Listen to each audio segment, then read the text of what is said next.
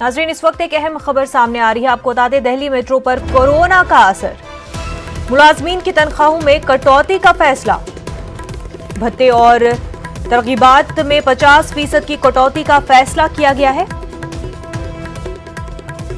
DMRC का कहना है फैसले का इतलाक अगस्त 2020 से होगा। तो कोरोना का असर दिल्ली मेट्रो पर भी हो रहा है। मुलाजमीन की तनख्वाहों में कटौती का फैसला किया गया है।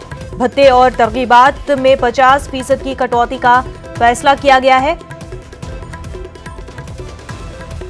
फैसले का इतलाक अगस्त 2020 से होगा।